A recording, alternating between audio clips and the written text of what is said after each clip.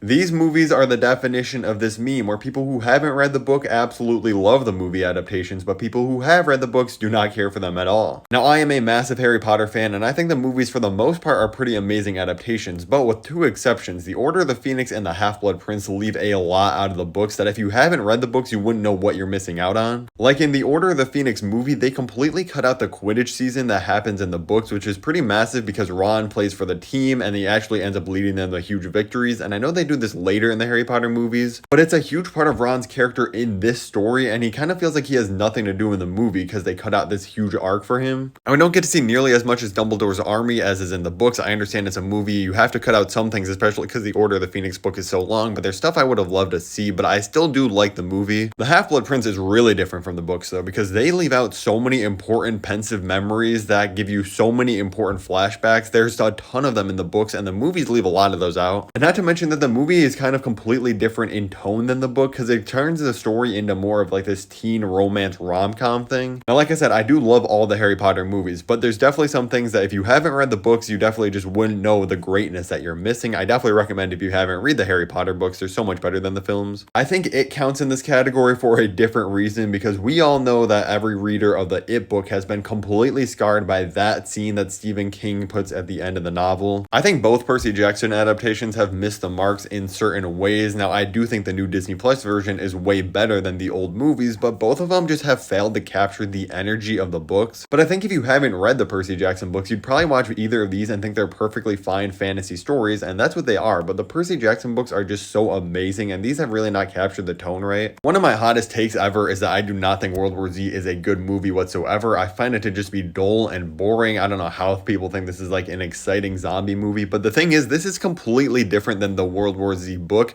because that's actually more of a series of interviews of people talking about what's happening in the world, and it actually serves as more of like a commentary and satire on real life events. And then the movie is pretty much just this like mindless action film. A lot of the characters in the movie don't even exist in the books, and the funny thing is they spent millions upon millions of dollars to get the rights to adapt this into a movie, but pretty much the only thing they adapted is the title World War Z. Now, you guys know how much I love Dune Part 1 and 2. They're some of my favorite movies of all time, but people who haven't read the books really don't know how much was changed in Dune Part 2 particularly, because Part 1 stays pretty true to the first half of the book, but Part 2 goes completely off the rails. Now, obviously, spoilers ahead for the Dune book if anyone's interested in reading that, but the first major change is that Paul and Chani actually have a kid and name him Leto in this book, and he ends up dying because he gets taken hostage, and that's a huge reason that Paul wants his revenge on the Emperor. But it goes way further than that, because Aaliyah Atreides, who we only see in a glimpse of the future and we know Jessica's pregnant with in the movie, is actually born in the books, and there's a full 2-year time jump where she's now a 2-year-old running around. And by the events of the final battle of the movie, since Aaliyah Atreides is alive now, she's actually the one as a 2-year-old that's fully walking around and talking like a grown-up adult that kills the Baron Harkonnen. I absolutely love the book and the movies, but a lot of the stuff that was in the book is honestly so weird. I don't know how it would have adapted to a screen, so I don't really mind these changes. The Never-Ending Story might just be the perfect example of this though, because people have considered this film a classic for years and years, but the thing is, a lot of people that haven't read the books don't know